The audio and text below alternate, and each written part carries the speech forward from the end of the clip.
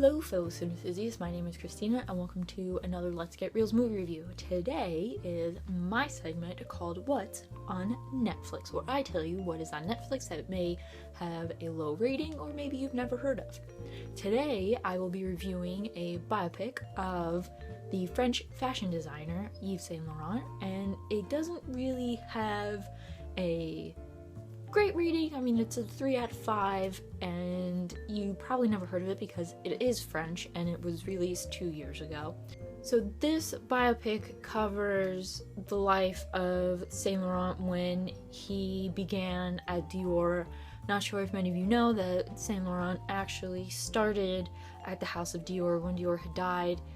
He took over and he was a pretty big success with it, and then a few things happened. The movie will explain why, he didn't work for Dior anymore and how he kind of came to create his own house for all his collections and everything, and what designs really helped him to become such an icon and a name that we still all hear today and we still dream of owning things of.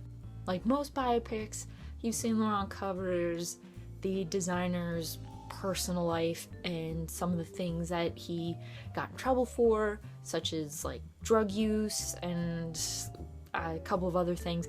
I really don't know too much about Yves Saint Laurent, unfortunately.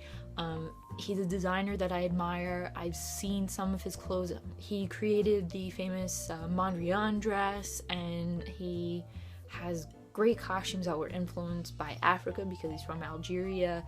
And a lot of his inspiration came from the Middle East, and he had traveled there for a while and brought all of that influence into his clothes. And I recently finished reading a book on the famous fashion magazine editor Diana Vreeland, who used to work at the Metropolitan Museum in their costume institute, and she really was a pioneer of creating their costume institute gala and creating the idea of what fashion exhibits should be and could be.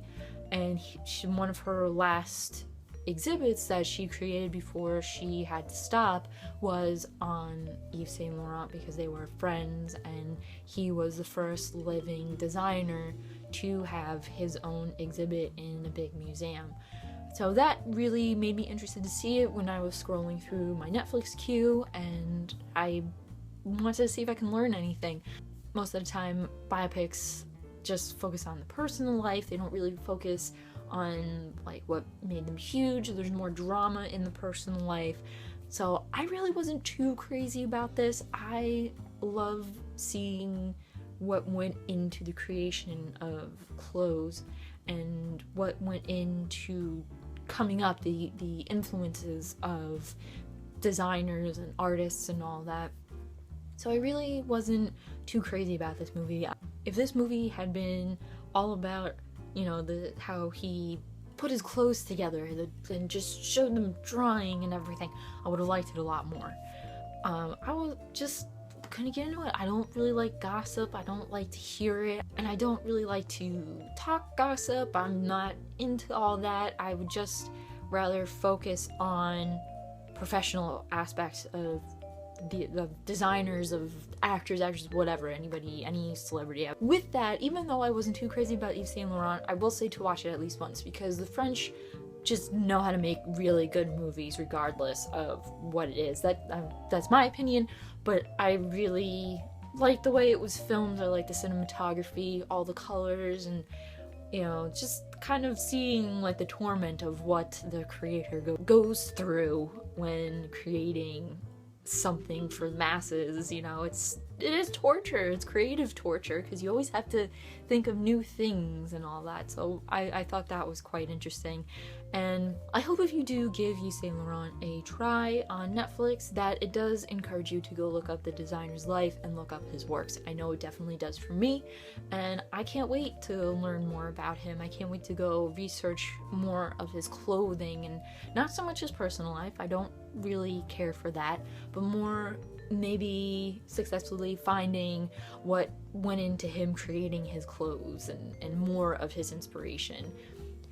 if you happened to like this review of the biopic Yves Saint-Laurent that is on Netflix, please give this review a thumbs up. Leave a comment down below if you do like Yves Saint-Laurent as a designer. Let me know and we'll discuss his clothing and, you know, certain other aspects of maybe fashion in general. I'm a huge fan of fashion history, as I said. I love it. And don't forget to hit that subscribe button for future What's on Netflix and other movie reviews, because that is what I do here. I love to review movies. And also, please, in the comments, leave what I should watch on Netflix if you know any movies that I should see that maybe no one else has ever heard of or has a low rating.